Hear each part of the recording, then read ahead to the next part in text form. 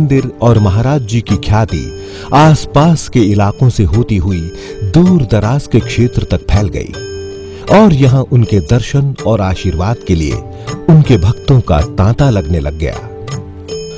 मंदिर बन जाने के बाद यहां प्रांगण में पक्का चबूतरा बनवाने की उनकी इच्छा हुई।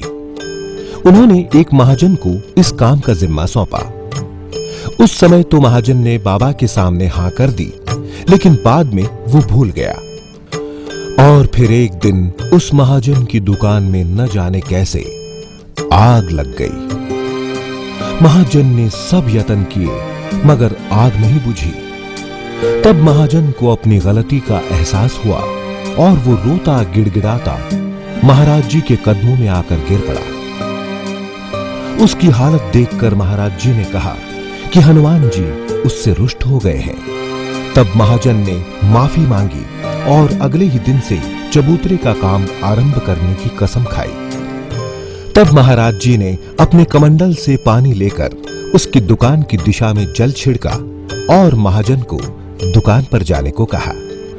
और जब महाजन अपनी दुकान पर पहुंचा तो उसने देखा कि उसकी दुकान की आग पूरी तरह बुझ चुकी थी और एक बोरी मिर्ची के अलावा ज्यादा कुछ आग में नहीं जला था। महाराज जी के जीवन से जुड़ी हुई एक और घटना मैं आपको दिखाता हूं। ये देखिए।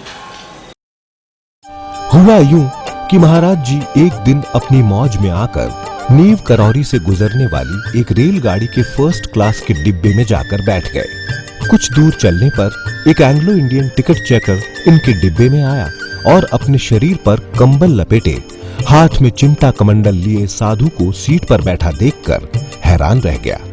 उसने बाबा से टिकट मांगा तो बाबा ने बताया कि उनके पास कोई टिकट नहीं है।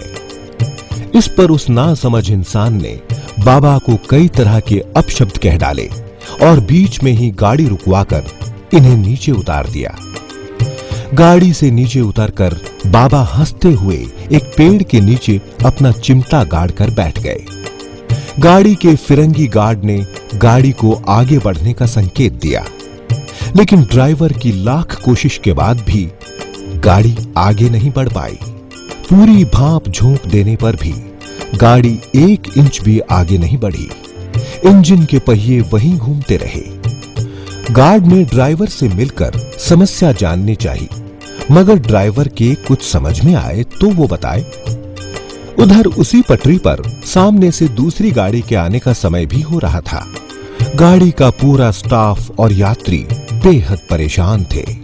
उसी समय कुछ भारतीय यात्रियों की नजर पेड़ के नीचे बैठे बाबा पर पड़ी तो उन्होंने गार्ड से बाबा को ट्रेन में बैठा लेने की सलाह दी। हालांकि इस मशवरे पर पहले तो फिरंगी अधिकारी झल्लाए, लेकिन बाद में हताश होकर उन्होंने बाबा के पास जाकर उनसे क्षमा मांगी और उनसे गाड़ी में बैठ जाने की विनती की। बाबा उनकी ओर देखकर मुस्कुराए और बोले, तुम्हारे कहने से उतर गया था और अब तुम कहते हो तो बैठ भी जाऊंगा, लेकिन मेरी एक शर्त है।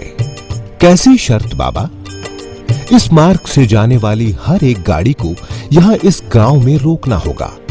उनकी शर्त सुनकर रेलवे अधिकारियों ने एक दूसरे की तरफ देखा और फिर आपस में विचार विमर्श करके बाबा की शर्त मान ली। और उसके बाद जैसे ही बाबा गाड़ी में बैठे, गाड़ी चल पड़ी। तभी से यहां से गुजरने वाली हर पैसेंजर गाड़ी यहां ठहरने लगी और कुछ समय बाद सरकार ने यहां बाबा लक्ष्मण दासपुरी नाम से स्टेशन भी बनवा दिया। उस समय महाराज जी को सब लोग इसी नाम से ही जानते थे। महाराज जी को उस समय ही इस बात का इल्म हो गया था कि आने वाले समय में इस स्थान पर हनुमान जी के भक्तों की भीड़ बढ़ेगी और लोगों को यहां आने